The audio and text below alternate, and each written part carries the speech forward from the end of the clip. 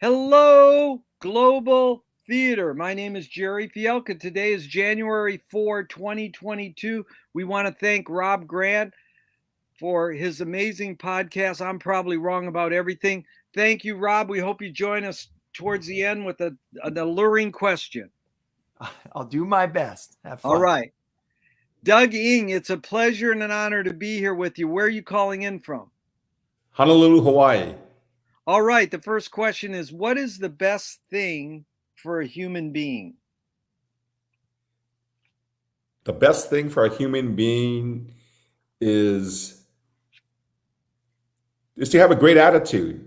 I mean, not everyone has the best thing, but what I feel is having a great attitude gets you through a lot of obstacles. I mean, for example, I was having difficulty logging onto this podcast, and I said, I don't think Jerry's going to ditch me. So just download the browser, get on, and you should succeed. And I succeeded. I got onto this browser, and I'm happy that I'm here. You got a So just positive attitude. having a great attitude is an important thing for a human being. I like that. And I think great, you're meaning positive attitude. Well, Positive. because I went to visit Los Angeles, and I don't, how often I get to Los Angeles. I don't get to Los Angeles very often. And I said, who do I want to see in Los Angeles? And I said, Jerry. I want to see Jerry.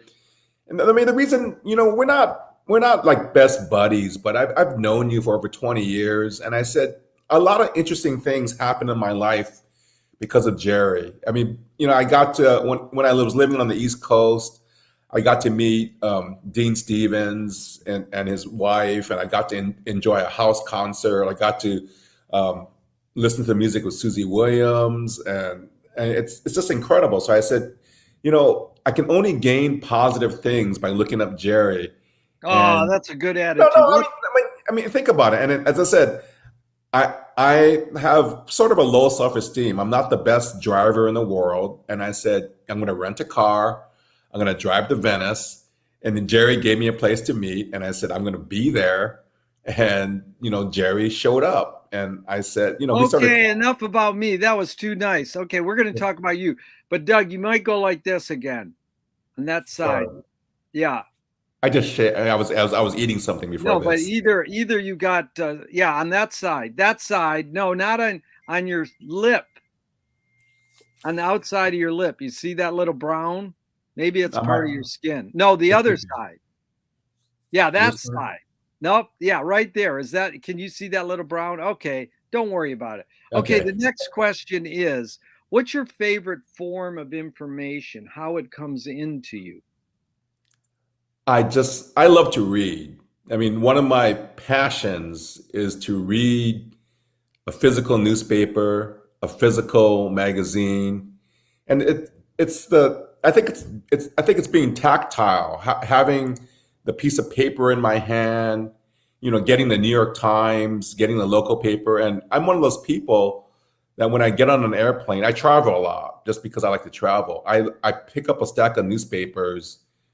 I open it up and read it. I get magazines. I love reading newspaper magazines. And for me, it's really inconvenient to get information from physical form, or whether they're physical books, they're physical records, physical newspapers, but it just brings me a lot of pleasure. So that's why I get my That's information good. And so why do you think humans collect or gather information? because humans are bored. I mean, a lot of times people look up things because they're bored. They have nothing to do. And I'm an artist.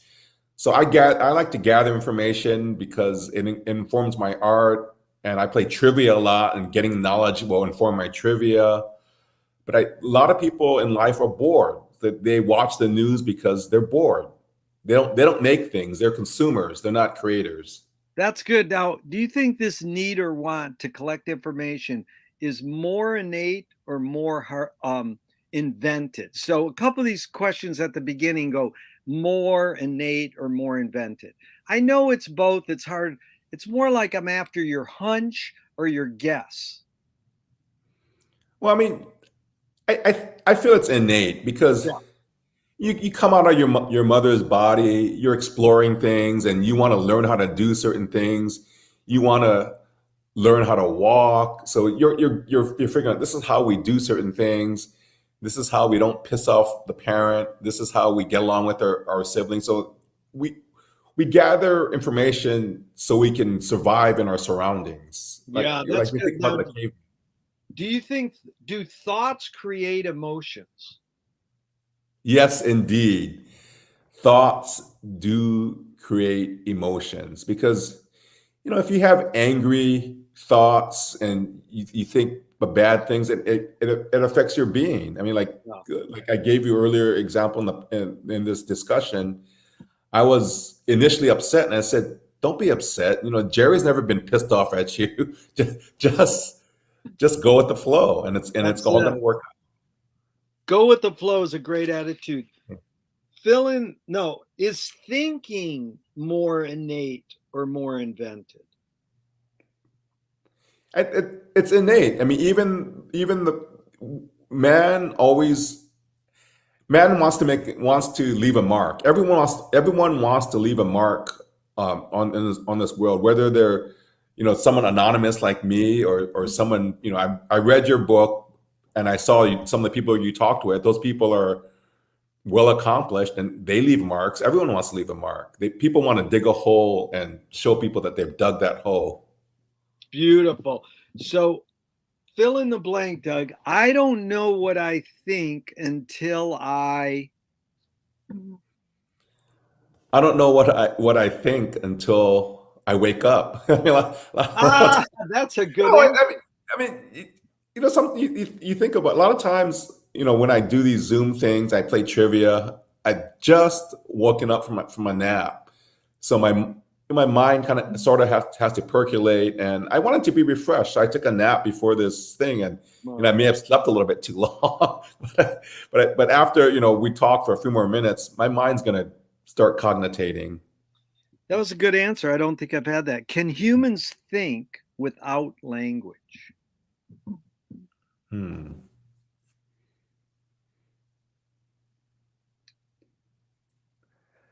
Humans can think with no, I would say no, because if you say if you're talking about verbal language, I would say humans can think without that because people can use sign language, people can use images. You think about the cavemen doing the paintings on the walls. That shows thinking. It shows humans are thinking. But yeah, that's what I would say. Would you say your observation of humans? I know it's both and it depends, but are humans more thinking beings or more feeling beings? Hmm. I would say the world is run by emotions because so I would say humans are feeling. I mean, I don't want to bring up politics, but it's the anniversary almost of January 6th, those riots. And all those things were emotions. If people logically thought and said, wait a minute, I can get locked up for like a month or a year or really get in serious trouble. But because supposedly one man stirred up people's emotions, it got them in trouble. And I think all of us deal with their emotions and dealing with the world. Yeah. Chomsky says that language is not just words, it's culture, tradition, a unification of community, a whole history that creates what a community is. Doug, what do you do when language doesn't work? When language breaks down, what do you do?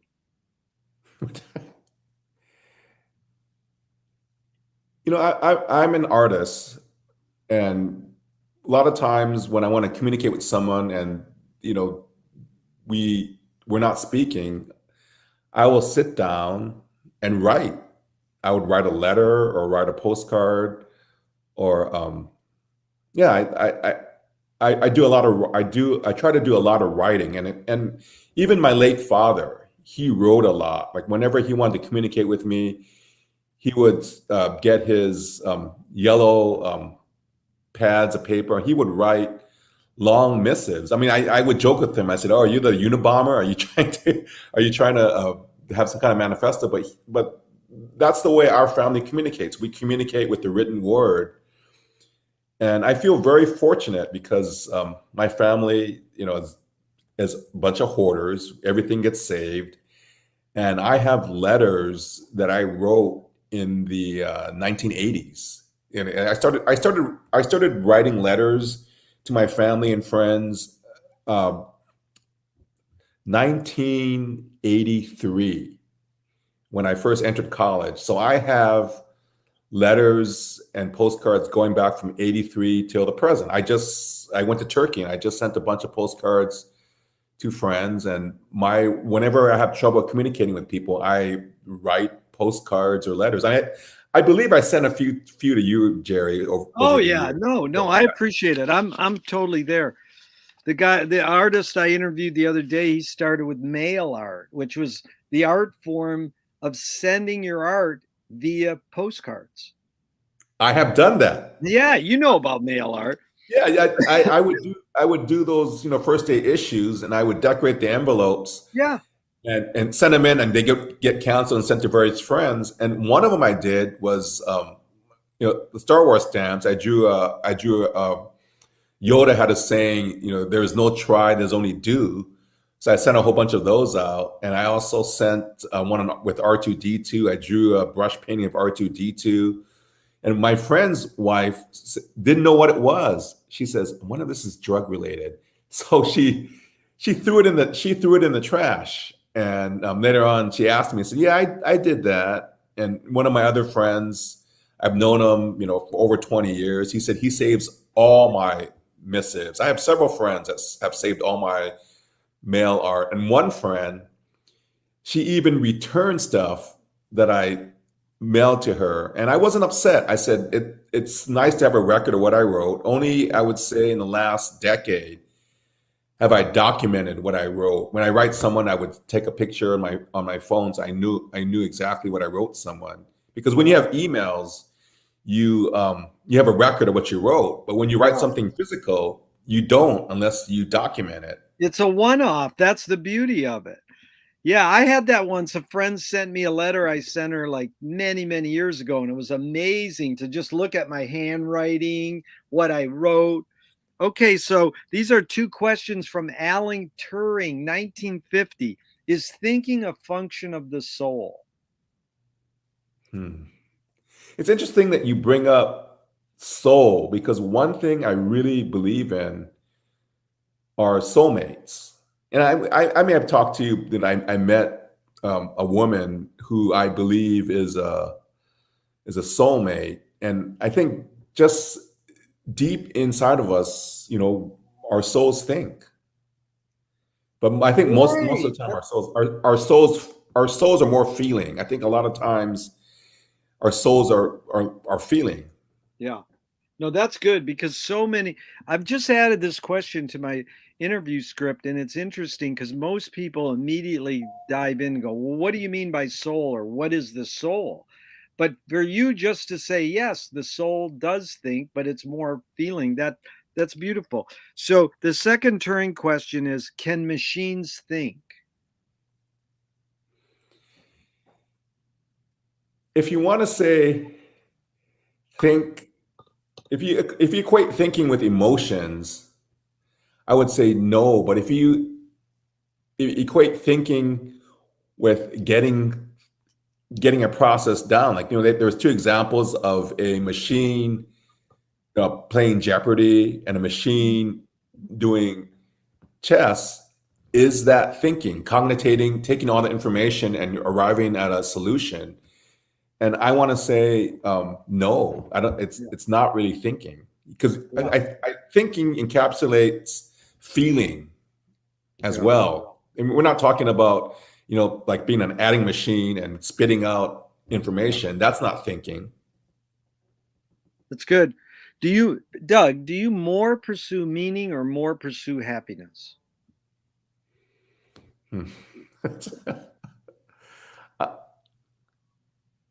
At this stage in my life, I I look for meaning. I look for meaning because what I feel is meaning will lead to happiness. Yeah. Like the one thing I tell people is that when COVID happened, and I said I could die, because I actually read about the plague, and I said people sometimes they're dead the next day, and I said what do I want to have happen? So, I learned how to draw cartoons again. I learned how to make soap. So if for some reason, the next week I dropped dead, I said, at least my soul knows that it got to do what it wanted to do, in this lifetime. Can you forget to die? Yeah, I would say, I, an example is I went on a trip to Turkey, and one of the tour members was 89 years old. And you wonder, why would someone that old travel? And his attitude, he told me his mom lived to 102, another aunt lived to 101. And he wasn't waiting to die. There's some people that they're just waiting to die. Like my friend's mother was very sick. Two of my friends' mothers were very sick, and they were waiting to die. Yeah. But I feel if you're living life, like the example of Betty White, she was living life. She was intending to be 100 years old, and she even talked to people like a couple of days before she died. I mean, I think she was forgetting that she had to die, because most people, they're lucky if they make it to 80. My dad told me 79 to 80, there's a big drop off. And I think a lot of people kind of think, I'm going to die soon. But in my attitude, I want to be like my grandmother, who I think she almost forgot to die because she made it to her 100th year. And, we watched movies, we drank beers, and she had her marbles in her 100th year, which is incredible. Wow, that is super cool. Doug, does the brain more detect consciousness or create consciousness? Like, is consciousness there bubbling away and we're detecting it, or are we actually creating it?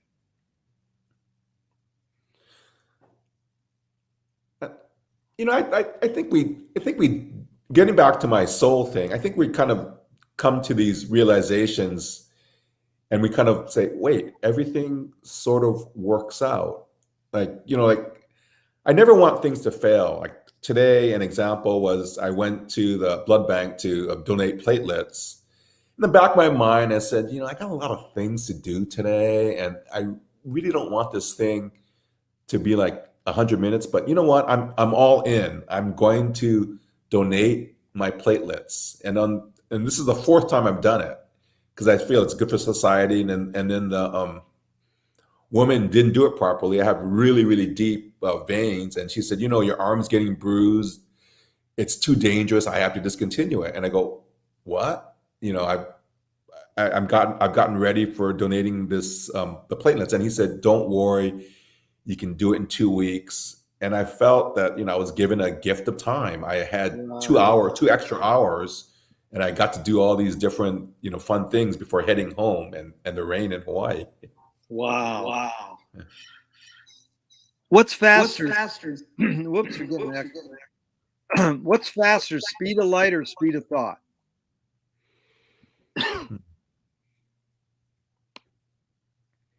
I would say the speed of thought is faster, because the speed of light is just energy, but thought is energy as well. So who knows? It may be a dead heat.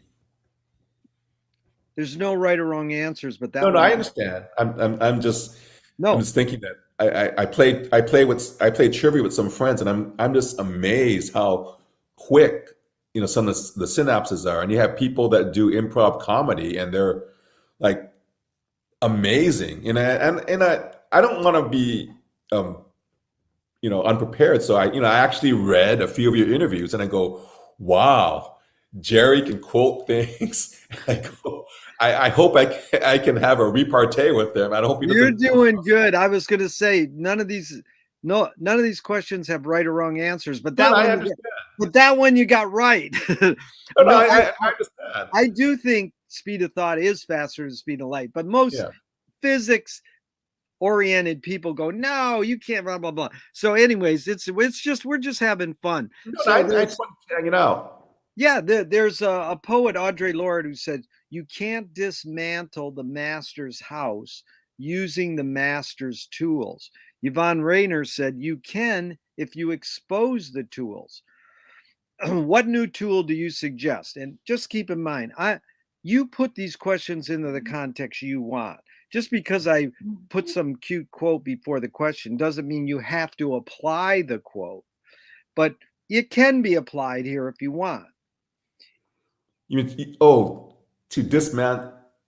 So when you say master, I'm thinking someone that you find superior to you, someone that you kind of you look up to, and you want. That's what Audre Lorde is implying. She's Yeah. implying that you can't dismantle the master's house using the master's tools. It's sort of a famous little mantra she had, but Yvonne Rainer challenged her and said, you can if you expose the tools. So then I just said, hey, what new tool do you suggest? So it can apply to that or not. But in new tool is a twisted word too there, because I'm basically saying what tool works for you.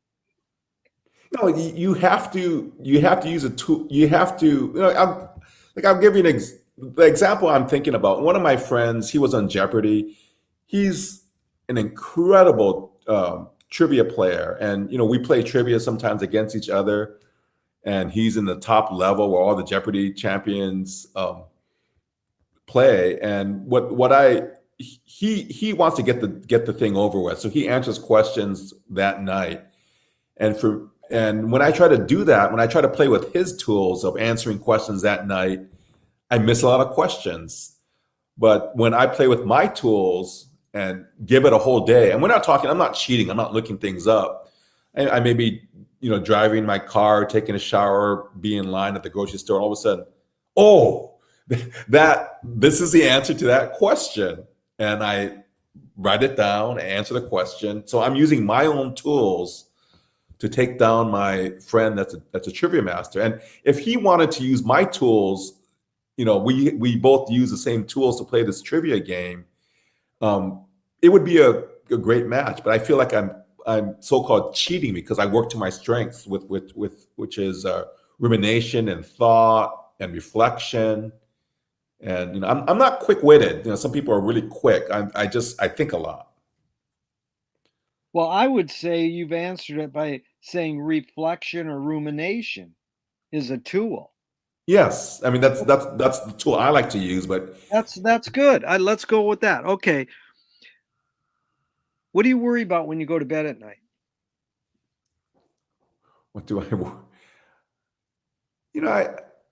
I worry about my various members of my family, and I worry about friends. I have a lot of friends that have problems. But then one thing I'm trying to teach myself is your friends' problems are not your problems. As my younger brother likes to tell me, you have enough problems of your own than to take on anyone else's problems. But I think that's one of the reasons why I'm several people's best friend. Like when I go to India, I have a house to stay in. They call it Doug's room. I go to San Francisco, there's another Doug's room. So, I do wild things to help my friends because I believe in loyalty, and they've helped me out. They've helped me out in the past too.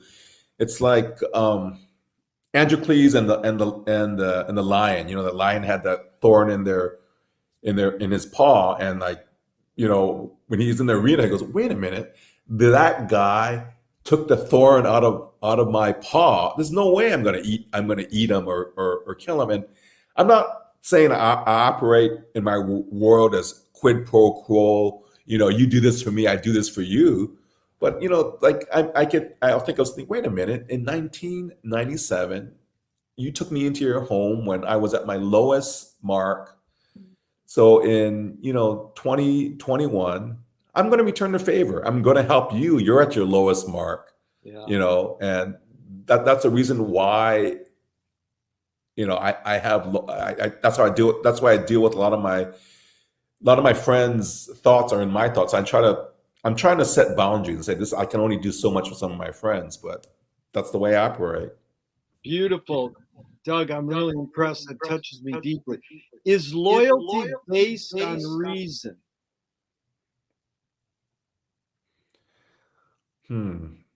Yeah, I would say so, because a lot of people, are a lot of people have their loyalty because they said, wait a minute, it sort of makes sense, and I have to stick to something, or I have to be like loyal to a cause because it's something that I believe in. It doesn't come, it comes from emotions. I mean, loyalty comes from emotions.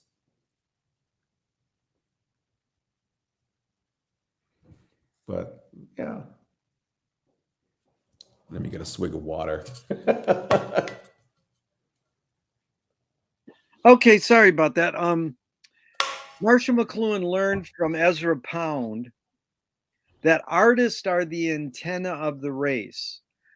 They're broadcasting the hidden psychic effects of our inventions so that we can learn to cope with what we don't like about the inventions. And McLuhan's question, and I ask you now, is why do humans ignore the hidden psychic effects of their inventions, even though artists are broadcasting them to them? Because they're so busy consuming that they don't. No, but everyone is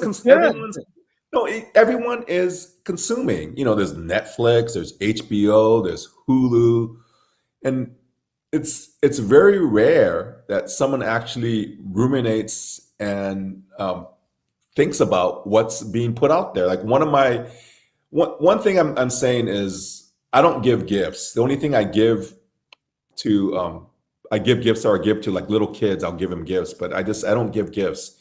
And one of my friends, because he likes me, gave me this book on jazz records and jazz vocalists, and it was the most thoughtful gift. It's a book I'm actually going to read, because what it is this person actually talks about what albums matter. And what I like about it is they're not all albums that are classics that everyone knows, like Miles Davis Kind of Blue. He picks stuff that you may have not even heard about, and I go, gee, that's great. I want to get into this, this music critic's mind.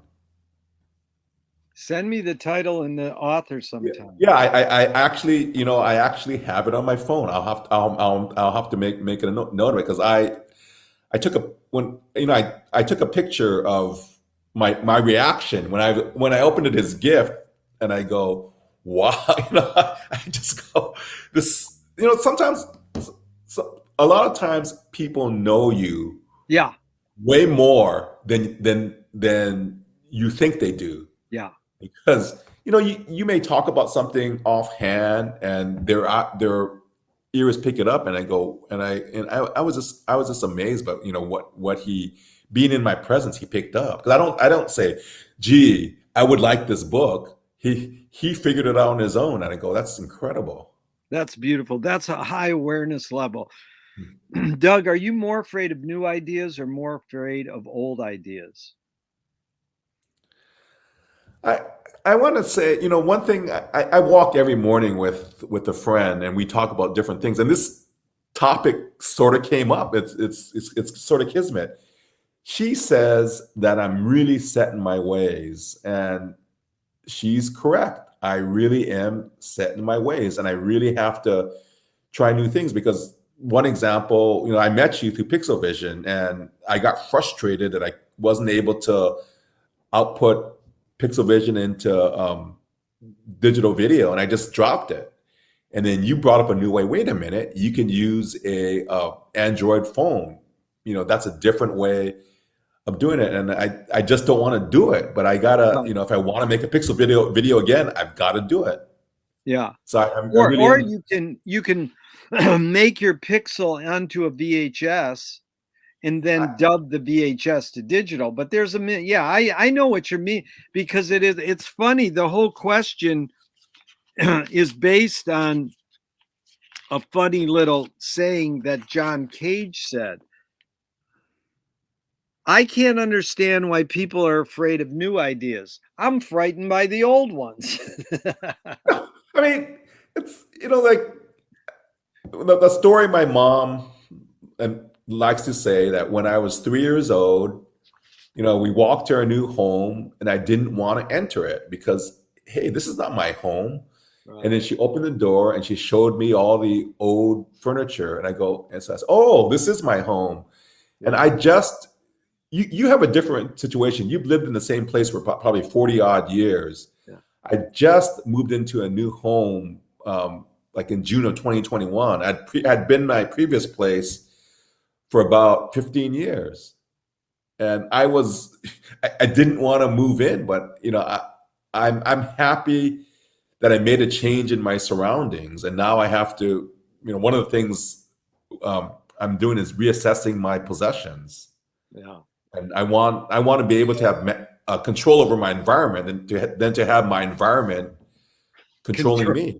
That is a great answer. I'm not pointing fingers at you. No. I mean, that's a great attitude. It's beautiful. I have a lot of stuff. A lot of stuff in my life. Yep. Can you conjure up your earliest memory ever, or one of them?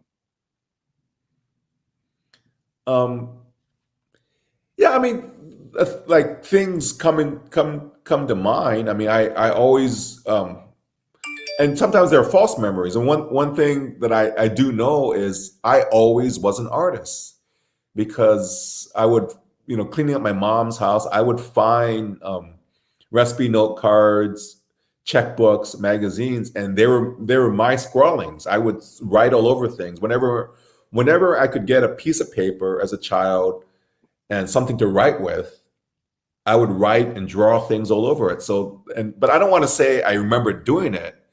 I do remember when I was 4, and I did one of those. I did a picture of a mailbox, a dog, and a sun. And you know how adults say, "Oh, that's a nice, kitten." So I was so frustrated. I actually got a pencil and I wrote, "This is a sun, this is a dog, and this is a mailbox," right on the picture. And I found that work of art in my mom's bedstand. My mom passed away in 2003, so I probably found it in 2004. And I had done that in probably 1968. And I said, "Gee, I remember exactly that moment of making that piece of art when I was 4." Wow. Do you think memory is more a curse or more a blessing? I would say sometimes a curse, because I'm dealing with a difficult relationship right now, and I have pretty much a razor sharp memory. If someone says something to me, I'll bring it up. I said, "This is exactly what you said," and this other person, she says, "No, you want to remember that way." And I keep journals. I write things down, and I'm not deluding myself. I want to say, that you said this because I wanted to hear it. I remember you actually said this. Yeah. But I mean, it's a case of he said, she said. Right. So I say my memory is a curse, that I tend to collect all this odd ephemera of things, and it sticks in here. Doug, tell me, and this one is within your immediate family and then outside your immediate family, just briefly, one person who had an impact on you, like a role model, and what specifically was that impact? I would say my late sister. My sister passed away at 27. And one thing she said is, people like to get together for parties, but nobody is going to host a party. So we've got to do it. So, as sick as she was, she said, "We're going to host this party." And I remember that, maybe a dozen years later, I started having house parties in my home. And I said, I'm having these parties because people enjoy them. No one's going to host the party. So I would say she influenced me in that way, that she made me think about other people, that other people enjoy themselves. And to be honest, in some ways, I'm an introvert. Like, I have people come into my home, come into this party, and then I want to hide away in another room and read my book. And hey, you can do whatever you want to my house. So it seems incongruent with my personality, but I like to host parties because my friends enjoy them. Dude, that was really beautiful. And so outside your immediate family, someone who had an impact on you, and what specifically was that impact? I would say my friend David in San Francisco, the person I flew up recently to help him, because he actually believed in me. I mean, we were both studying industrial design, and we were both in the same class doing work. And he says, "Your stuff's pretty good." He even went up to tell my parents. He said, Doug can succeed as a designer if he wants to succeed as a designer.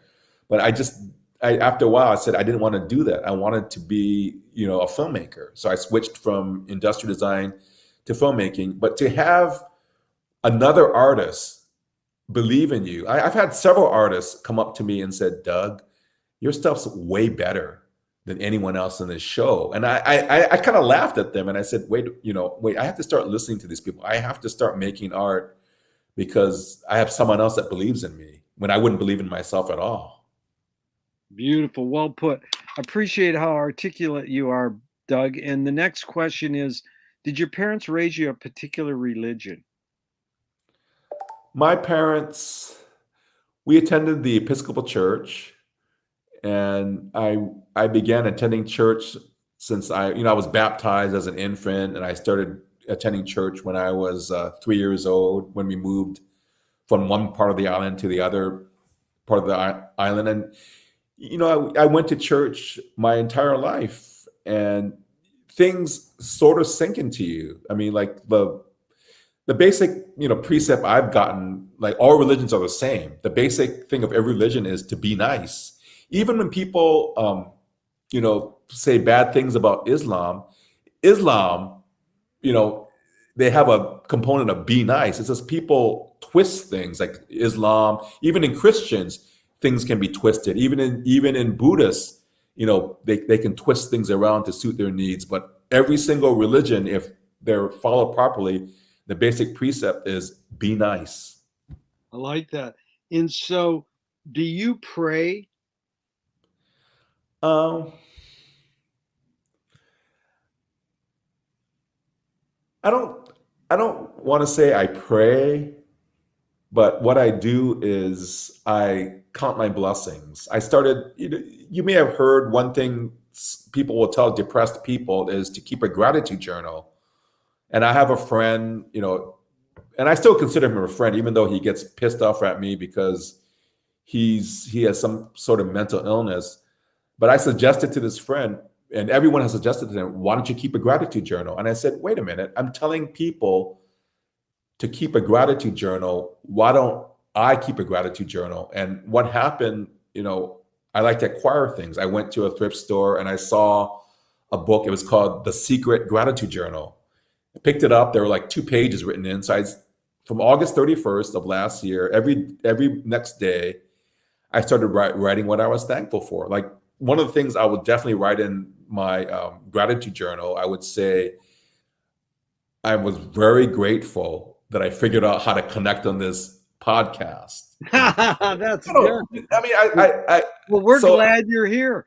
I'm happy that I can do certain things, and I was grateful that that my blood bank situation failed because I got to do something else. So you have to thank the universe a lot of times.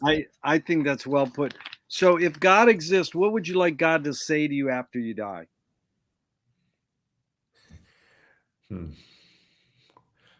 I would like God to say, good job. You did the best that you could do. I'm proud of you because, a lot of times I've failed. I mean, I've failed in a lot of things, but one thing that one of my other friends says, that one thing that doesn't phase you is you get back up again. You know, after you've fallen down on the ground, you get back up. And I want God to say, "Good job." That's the human condition. You laugh and you cry, you fall and you Yeah. get up. Beautiful. Do evil people exist, or does evil use people as a vehicle? I want to say evil uses people as a vehicle, because I can't fathom, a father or a mother killing their children. It seems incongruent to the idea of people spawn kids to bring up the next generation, and it's a lot of work. The sex part's easy, but to grow the child in you, to have the child come out of you, to raise them and feed them, and then you turn around a few years later and kill them. So what I feel is sometimes evil gets into these people's minds and gets them to do bad things. Because one thing, I'm not a political person, but one thing that really gets me is when some young person does something horrific, like a mass shooting, and they get sentenced to life in prison. And some people could live for 60 years in prison. And I like what happens in Norway. 14 years. That's the most we can sentence you to prison. And you would think that people would change. I know there are people that are inherently evil and they'll never change. And there are stories of people getting out of prison and going out and committing a crime. But the one thing I really do believe in is compassionate release. You have someone in their 70s that's dying. You think they're going to commit a crime when they get out? And I want Leonard Peltier. I'm not a political person. I want Leonard Peltier to get released. Yeah. It's good. I appreciate what you just said. In fact, it goes right along with, how do you advise someone to deal with an enemy? And I'm going to set it up with a few modern thinkers' thoughts. Alan Watts says, if you acknowledge your enemy, you empower them. Coppola stole from the mob and the samurais.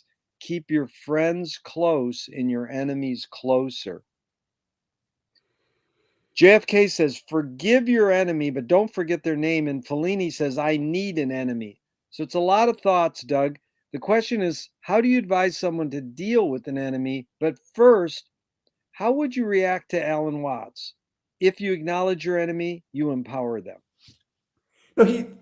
He's correct. I mean, a lot of times I've been bullied most of my life. I'm an easy mark because I'm easygoing, and a lot of times, like I'll give an example. My morning friend, she used to bully me, say things that she would get my rankle, and I would start arguing back. And I realized, wait a minute, I don't want to go there anymore. And one thing I say to people, if they say things that I don't want to get myself emotional, I said, we're dropping the topic now. And Smart. no, I mean, smart. No. Why? One thing I used to be sensitive. I have a white patch of hair, and I would get teased about it as a kid, and now I don't care. I like talking about different topics and engaging in discourse and discussion. And one of my walking friend, we had a good talk about me recording things. Like I keep a journal. I love collecting letters, and she shared with me. She got a tape recorder and she interviewed an aunt. And I said, wow, you keep memories too. So yeah. But gee, I got off topic. No, you didn't get off topic at all. It's basically, how do you advise someone to deal with an enemy? That you disengage from them. Yeah. You don't. If someone starts punching you, you just walk away. And bullies want to see a reaction. That's the one thing my mom taught me as a little kid. A bully wants to see you cry. A Yeah. bully wants to see a reaction. If they get no reaction from you, they're at a loss. Like one of my again, I'm bringing up my friend David from San Francisco. He has a brother that's manic depressive, and the brother would send him all these angry texts, and I just say, just ignore them. Yeah.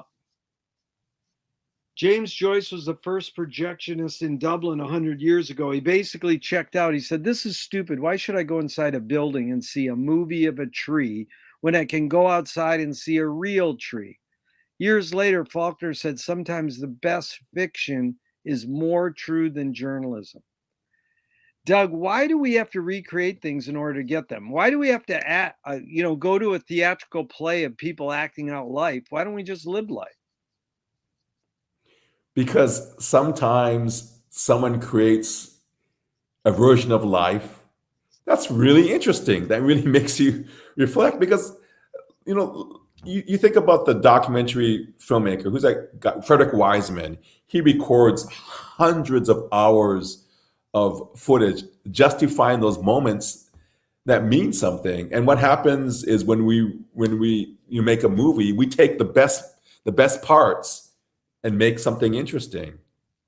So if you try to if we just live life and just looked around and observe things, we'll get odd moments here and there. But I can't share those moments with you. I could write about them. I could make a play. I could draw a cartoon about it. But you're not going to experience those same moments the way I experienced them. Yeah.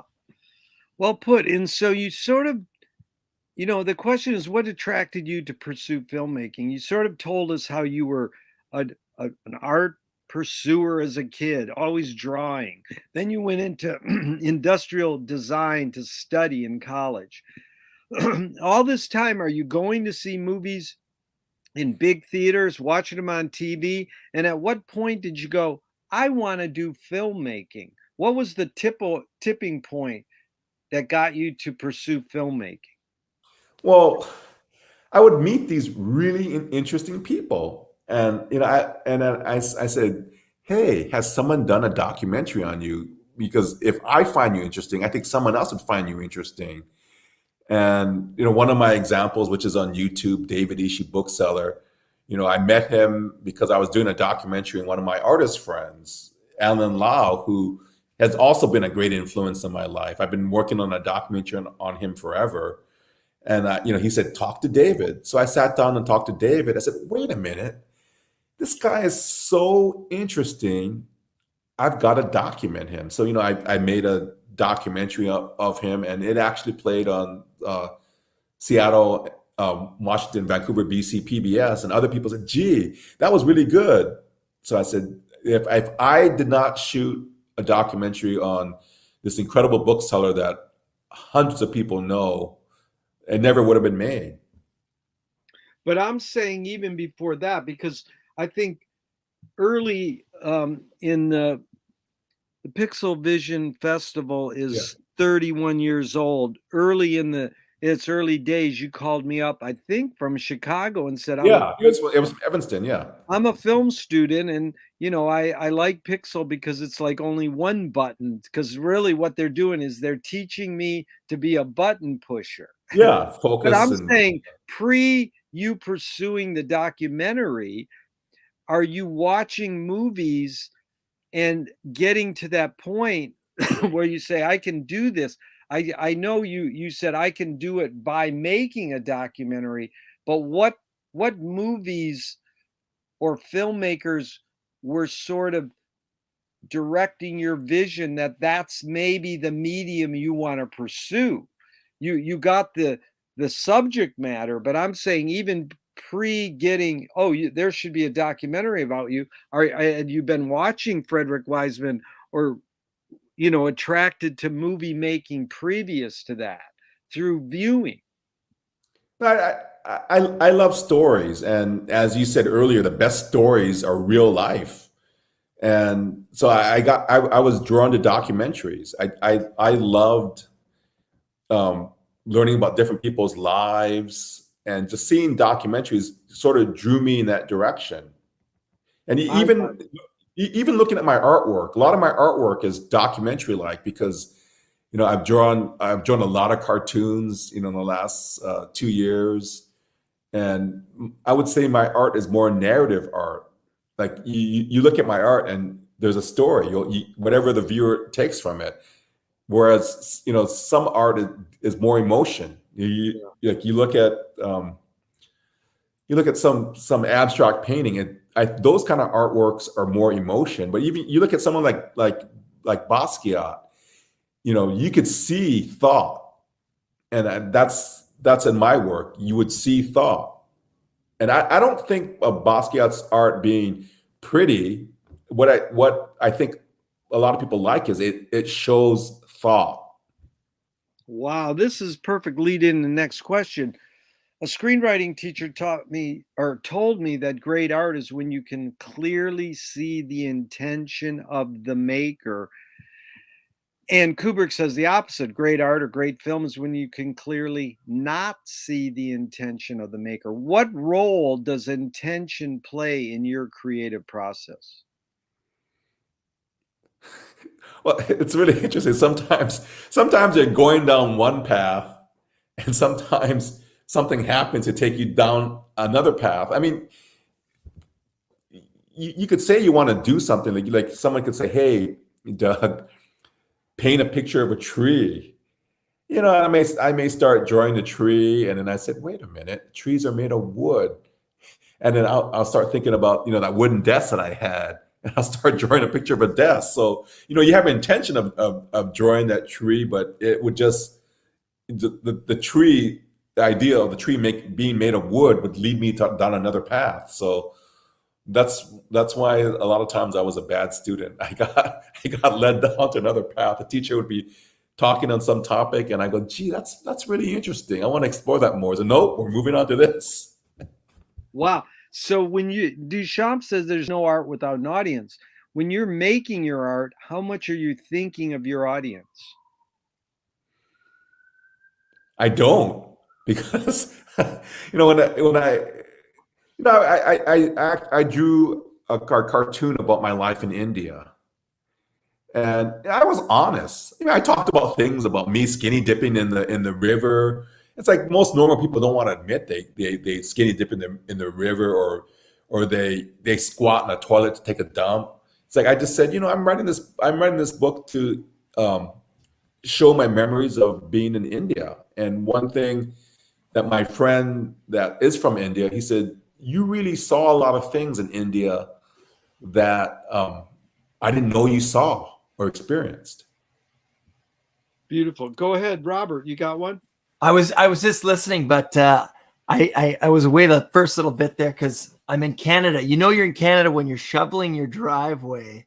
Snow. I was in Canada. I was in Vancouver, and eating watermelon at the same time. It's a wild world. So you guys were talking about audience and artist and meaning. Who determines the meaning? So like when we look at Mona Lisa, who determines the meaning of that piece of artwork? Was it the artist, or was it the audience? Are we the ones who find out if she was smiling or not, or was it Leonardo da Vinci? It's definitely the audience, because we have no way of knowing what was in Leonardo's mind. Right. And a lot of times art becomes famous because someone says it's great art, and it's in a museum like that.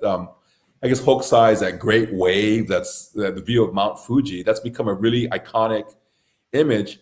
But I've seen incredible works of art that nobody knows about. And I sometimes I would go to these provincial museums. I went to one in Spain, and I go, "Wow, this is really cool." Or sometimes some of the best work I've seen is student work. I go, "Wow, I really hope the student does something beyond this piece of work, because they're going to go somewhere." But a lot of times these kids make art, and then their parents guide them to become an engineer or something else.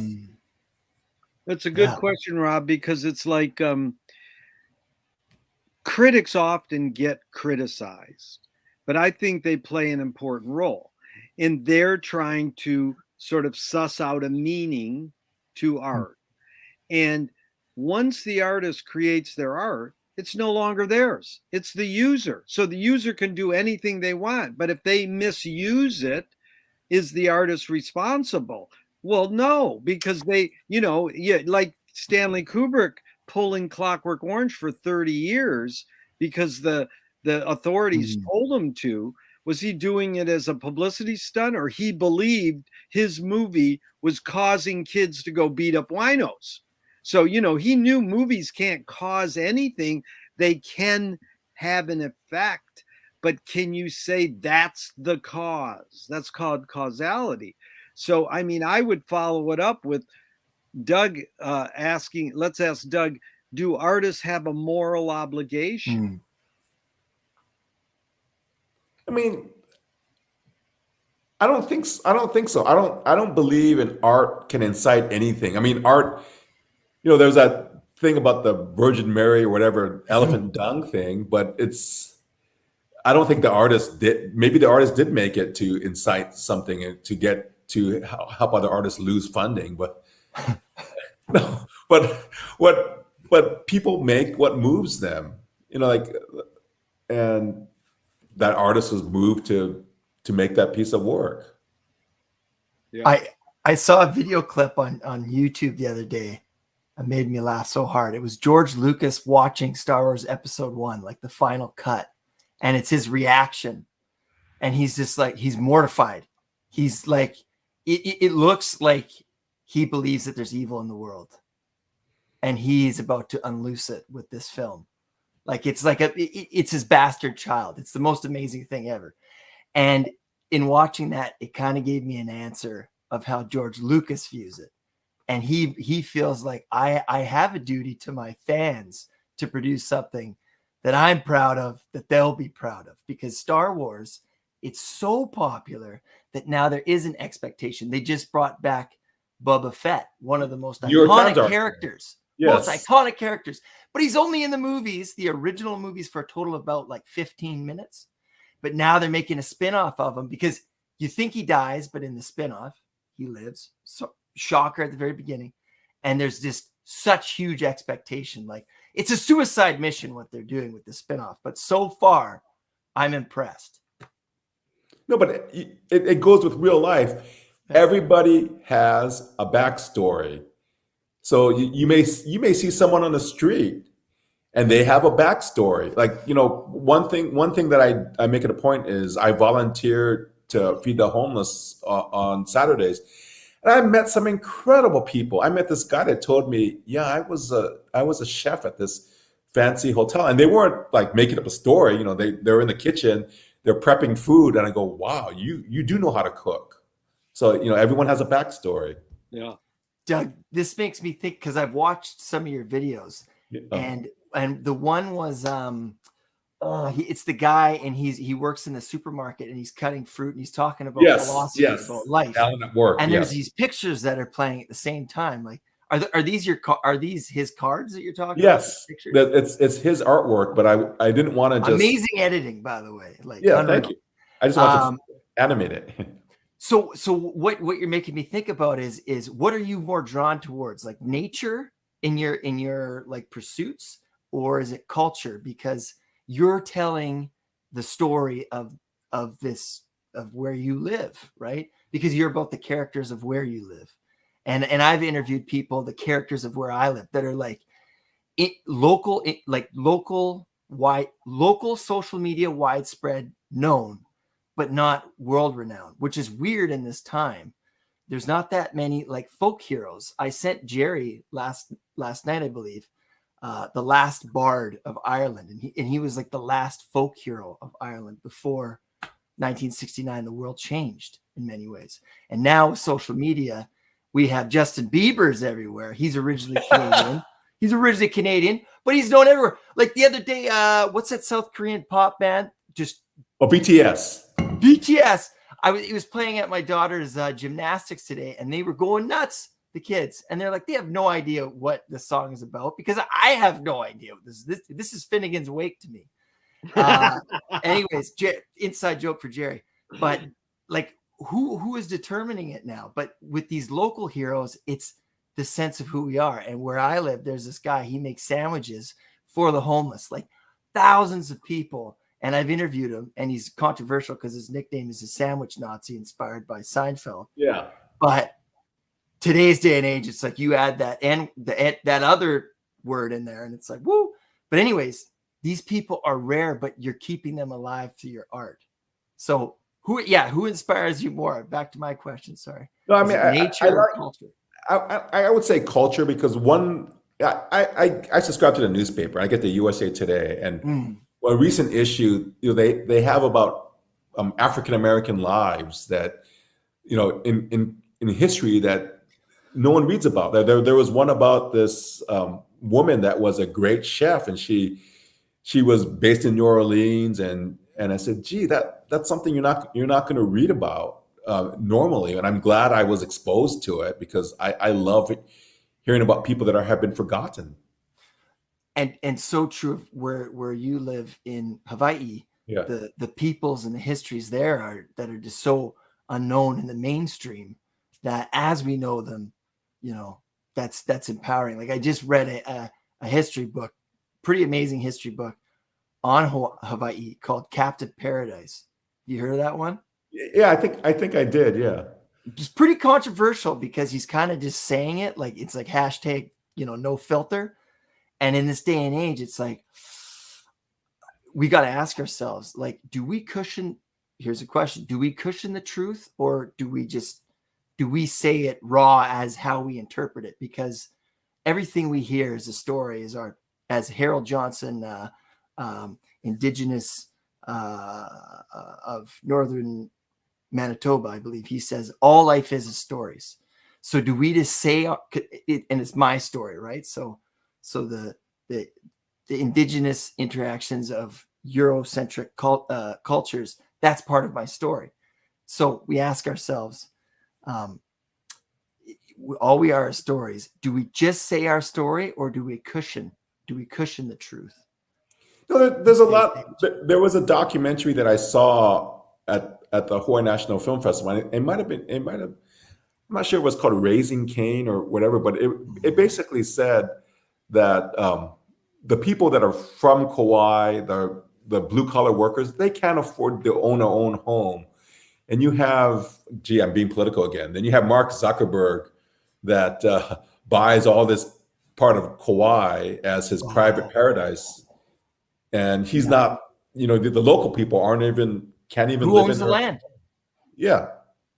Right. Well, that is a huge issue in Canada right now with the unceded territories. And it's like, yes. To what element is what we're doing performative, or is it profound in hopefully making pragmatic changes? Because we could perform all day, but are we making real changes? And that's the big question. That's the question that John McWhorter asks in the book Woke Racism, are we making utopianistic changes, right? Changes that can't be completed, or are we offering pragmatic solutions? And I love John McWhorter because he's language. I am not worthy. Yeah. No, I love 9 nasty words. Yeah. I love his lectures on languages. Like he did for great courses, the ABCs of language, and he did one on the English language. And I go, wow, this guy really knows how to talk about language, which is one of my fascinations. So I love different languages, even though I can barely speak English, I would say. Me too. But that was really good, Rob, because it also evoked this, McNamara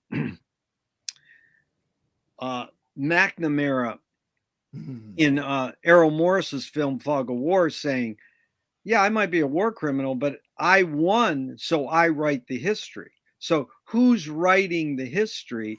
Or as, feminist activists say, her story, it's his story, it's not her story. Or as Sun Ra, the great jazz shaman, says, it's his story, it's not my story. So everybody has a right to write their own story. It's who gets it out and what becomes the dominant story that tells things. So that's why, Doug and I met through a real lo-fi movie making toy camera, and no one cares about pixel vision, but we've been going for 31 years.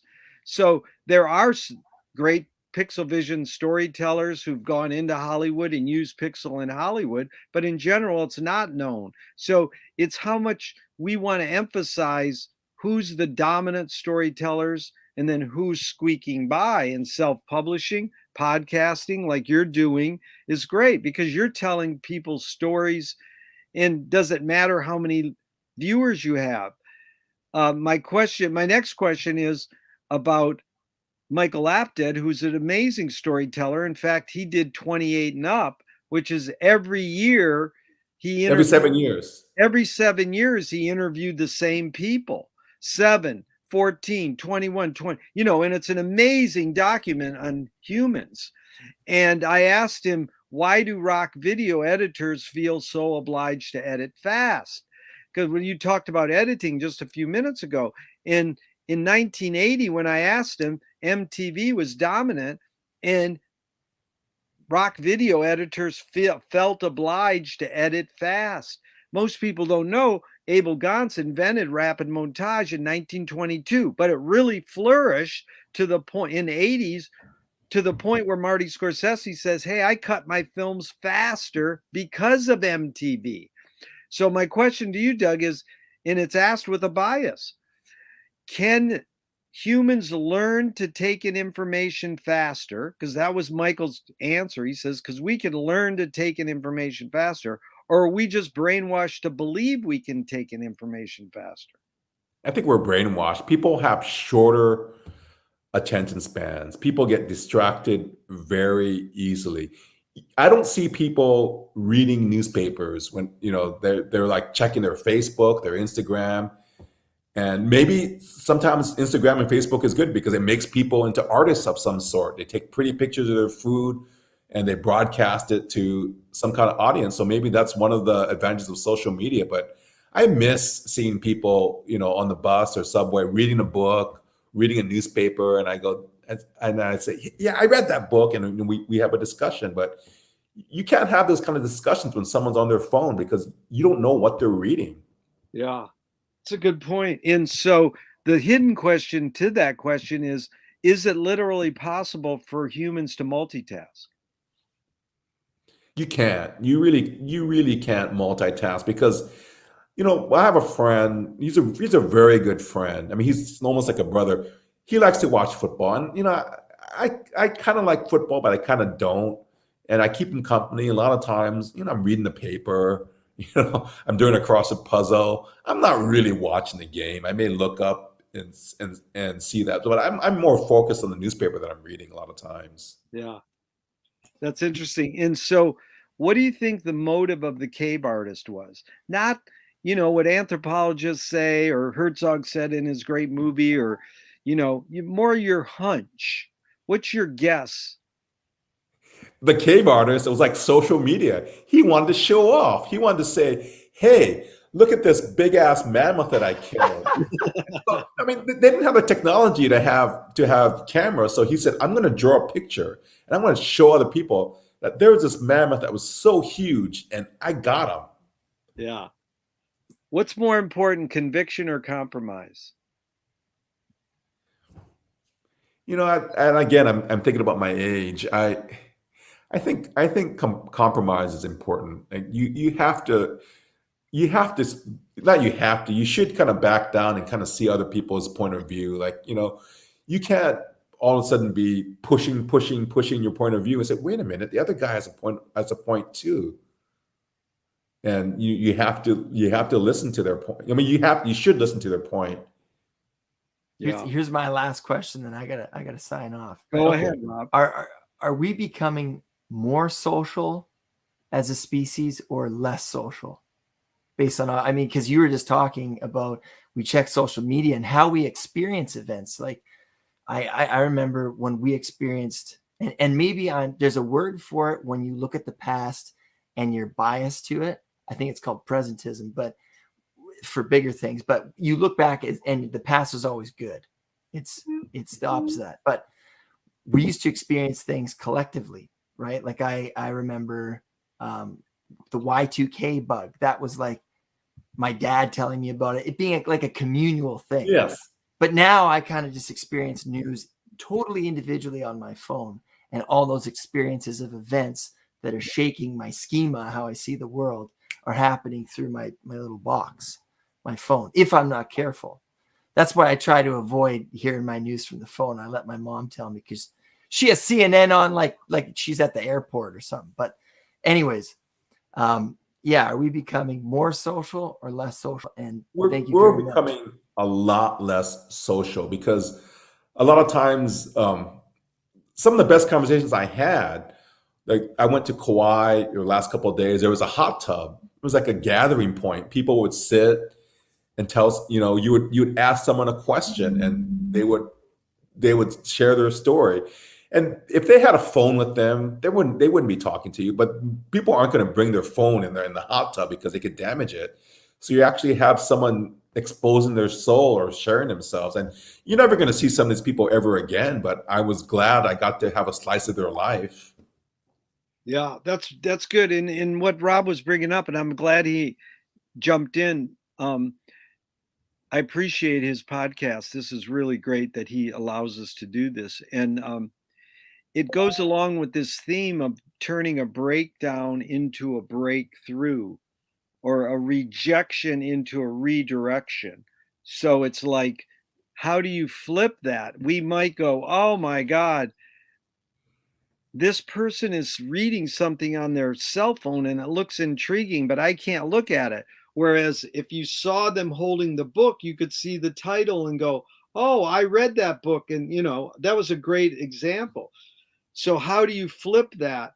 It goes along with Moshe Feldenkrais, who works with healing and movement. He says it's literally possible to turn a weakness into a strength, where rather than we're normally taught to overcome a weakness. Doug, tell me a weakness you've turned into a strength. I have a short attention span, but one thing that I've turned to a strength is I gather a lot of information. So, I keep a journal and I'm able to sometimes take out these little kernels of information and do something with it. That's good. Good example. Is perception reality? It reminds me of the Seinfeld, that famous quote that George tells Jerry. He says, "Jerry, it's not a lie if you believe it's a truth." Something to that effect. Right. And I think, yeah, if you really believe something, sometimes it becomes true. Or if you want something, a lot of times it becomes true. Or you get it. Like there's that curse. Be careful what you wish for. You might get it. Yeah, they flipped seeing is believing into believing is seeing a couple years ago. It's like if you believe something, you're only going to see the things that, hoik that up. So T.S. Eliot said poetry is outing your inner dialogue. What language is your inner dialogue in? My inner dialogue is very visual. I see a lot of images, and I have really vivid dreams. And a lot of times these dreams are because I'm troubled by something. I've looked up, say, wait a minute, the dream of you thinking that you're in a class and you forgot to sign up for the class, but you got to take the final exam. That means something. Or, they have that famous dream of people being naked in front of people that don't intend to be naked, but that doesn't happen to me, but I've heard about that. Or the flying dream, Yeah. No, it's funny. Dreams play a big role. McLuhan probed Finnegan's Wake by James Joyce, saying that artists dream awake, that everybody has these incredible talent or scenarios going through their head in the middle of the night, but artists can, not to be elitist, but artists also use this power to dream awake. Have dreams played a role in your creative process? I made a Pixel video called Sleep. And I actually recounted one of my dreams that I had because I was taking a blood pressure medicine that it said one of the side effects says weird dreams. And I had these incredible weird dreams and I didn't like it. So I told the doctor, could you take me off this medicine? And as soon as he took me off that medicine, I quit having those really weird dreams. But having that weird dream allowed me to make this pixel video called Sleep. And I go, oh, that was kind of cool.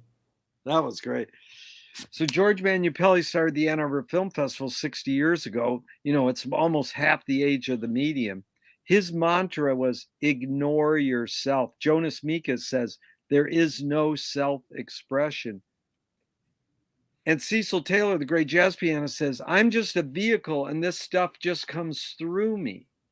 So I know it's both and it depends, but is art making more self-expression or more a vehicle for whatever culture or technology is dominant? I want to say it's a vehicle for whatever is dominant, because a lot of my art is very Western oriented, because that's the culture I grew in. But I wish I was better at using the sumi brush, you know, the Chinese calligraphy brush, but that's not part of my culture. So, and I use it very badly, it looks like a kindergartner was using the brush, but hey, I have fun with it, so I do it. Yeah, that was a great answer. And really the hidden question there is, can art making be egoless?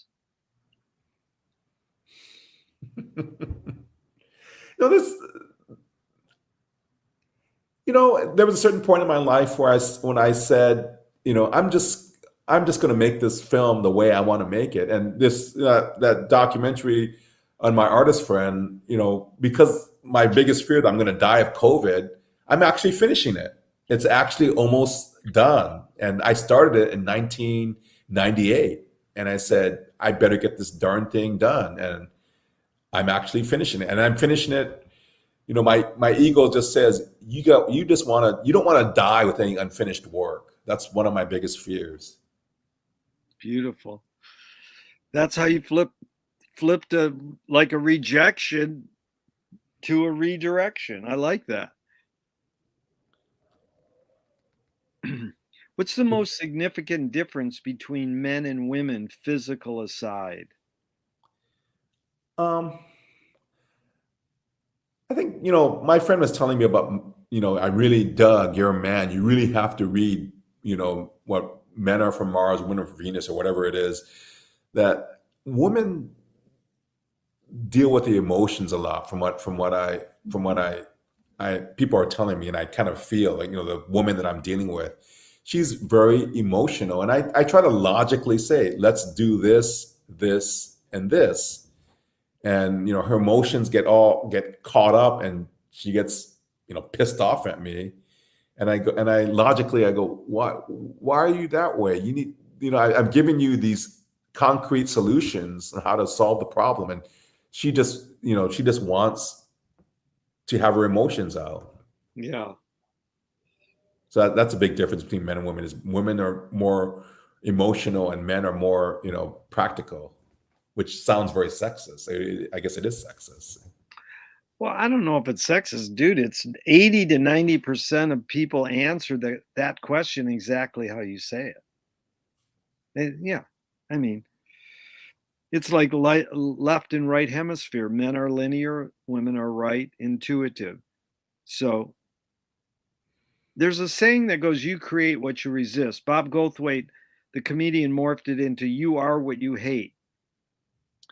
James Joyce said, it's a curious thing how your brain is super saturated in the religion in which you say you disbelieve. And Louis Buñuel nailed it. He said, thank God I'm an atheist. So basically, Doug, how do you react to this thought? You create what you resist. Not so much you, or one creates what one resists. Any thoughts on that?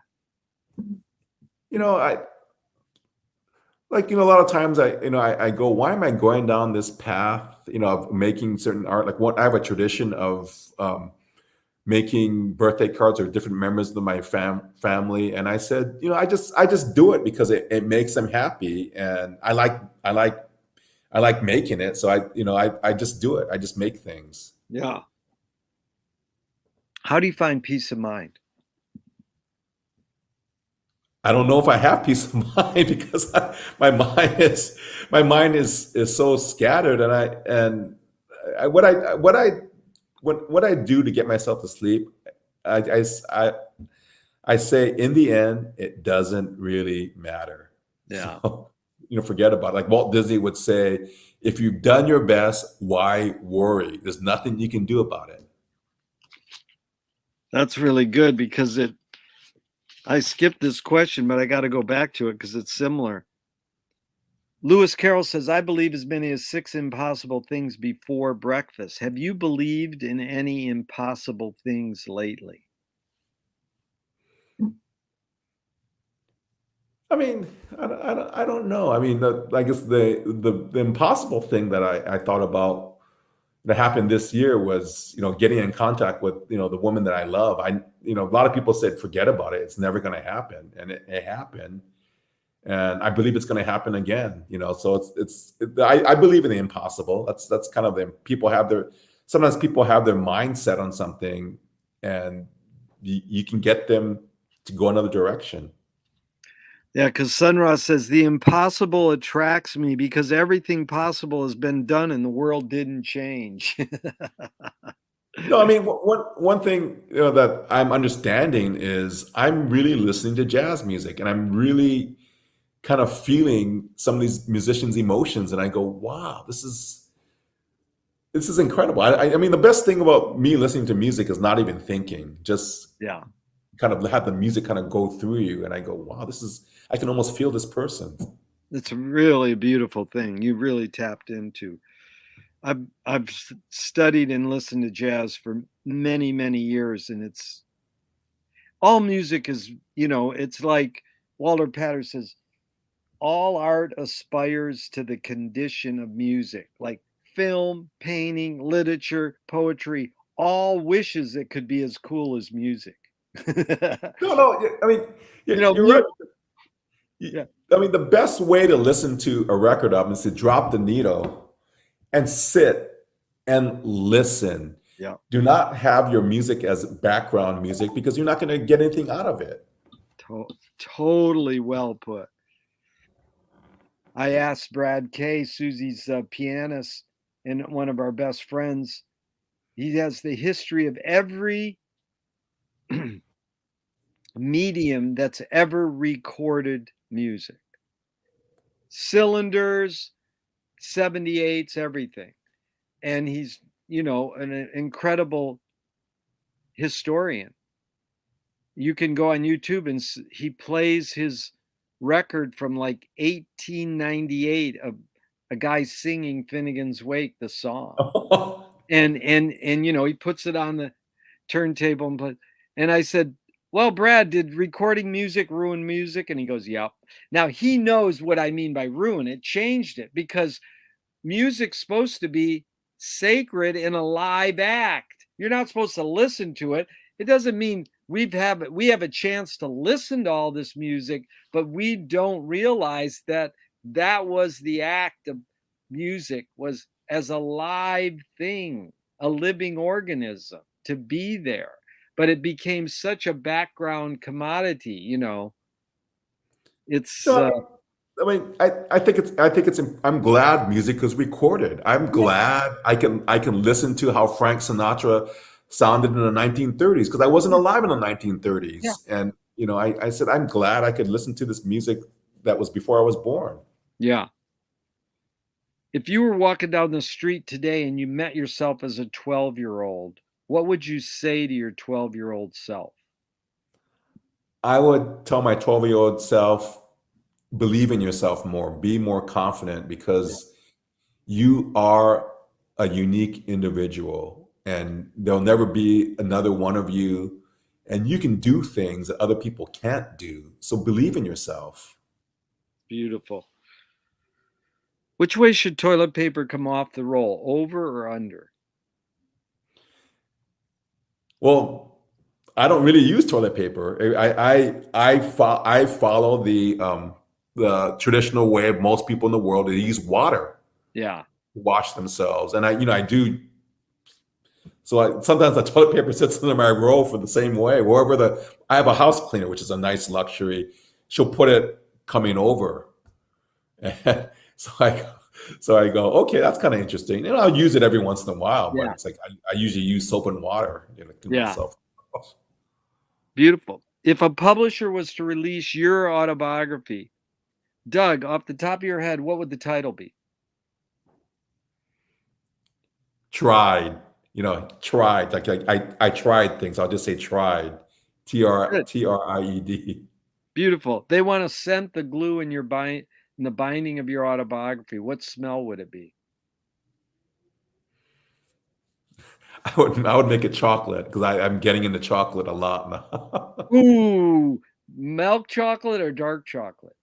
I like milk chocolate. I mean, one thing, you know how people smoke these fancy cigars, and I would get a fine box of chocolates, and I would eat it over a month. I would keep in the Yeah. fridge and have a piece a day, and I just love having a fine chocolate. Dude, I'm a chocoholic. I love to hear that. They want to have the color of the ink on some of the pages other than black. What color? I've always been partial to blue. I love the color blue. Maybe because the sky is supposed to be blue and the water is supposed to be blue. See, I wore my blue shirt today just for you. If a statue was built in your honor, where would you want it displayed and what would it be made of? You know, I am full of myself, but I don't know. I don't know if I'd want a statue of myself to be displayed anywhere, but I would probably have it in my home, so only my friends could see it, and I would have it made of. I would have it made out of glass because I would say the statue would be. I want people to be able to see how I really am, and I guess through this talk they can see what I really think about. Beautiful. Tell me something good you never had and you never want, Something good I never had, and you or never wanted. So it's good, you never had it, but you never want it. well, we just talked about it yesterday. Was caviar. I've never had caviar, and I That's don't a know. I don't know if I want it. That is a good answer. Thank you. If you were in a vat of vomit up to your neck and someone threw a bag of shit at your face, what would you do? Assuming the vomit's my own vomit, I would just sink down because it came out of me. It's not going to be that bad. There you I go. mean, you have to be more specific. If it's somebody else's vomit, I would. I like your approach because we like to ask more questions and create new metaphors and new questions from this whole series. So we just got a few more, Doug. This has been an honor and a pleasure. Yeah. I really appreciate it. These are 5 short, quickie Alan Watts Okay. questions. So just in about 2 to 3 words, keep it short. Who started it all? The universe. Are we going to make it? Yes. Where do we put it? Everywhere. Who's cleaning it up? We all are. Is it serious? Nope. Really good. Okay, so what's the healthiest cultural shift you see developing today? I would say a lot of people are getting into these things like kombucha and soy milk, and I think that's somewhat healthy. People Yeah. are getting more into these organic things. People are shopping at Whole Foods. People are getting less meat oriented, which I think is healthy. Yeah. Joseph Beuys, the great artist, said, make the secrets productive. Lou Welsh, the beat poet, said, guard the secrets, but constantly reveal them. But it was Thornton Wilder in 1928. He said, art is confession. Art is the secret told, but art is not only the desire to tell one's secret, it's the desire to tell it and hide it at the same time. Agreed. Yes, it's a beautiful quote. And you've laid your cards on the table for 90 minutes. I'm really grateful. I'm not insinuating you haven't answered this, But Doug, what's it really all about for you? I would say is making myself happy, getting what I want out of life and appreciating what I have. Because I've been very blessed that I actually have a brother that lives on the street, and I have dear friends that live in different U.S. states, and I've got it all. That's what I feel. That's beautiful. And you started off by saying, what's the best thing for a human being? Having great attitude. Where do you think that's based? The way your parents raised you, or did you get that on your own? I think the way my dad raised me, he bought a lot of books on positive thinking. He made me. He said, "You're going to see that movie One on One, that movie that starred Robbie Benson as a basketball player." He said, "I want you to see this movie." Or my dad would say, I want you to read this book." So my dad, after he passed away, I found even more books on positive thinking, and I go, "Wow!" So I started reading some of these. Perfect to end with this question then. What gives you the most optimism? I would say that I would say being alive gives me a lot of optimism because I hear these tragic stories of people dying, younger than they should be dying, and me being alive and I'm happy, that gives me a lot of optimism that I'm actually alive and I can do what I want. Doug Ing, it's been an honor and a pleasure. Thank you so much. I really enjoyed this discussion and conversation. Sure hope you'll keep entering the Pixel Fest and visit Venice anytime. Okay, thanks, Jerry. I'm glad I made that impromptu visit. Beautiful. Thank you, Doug.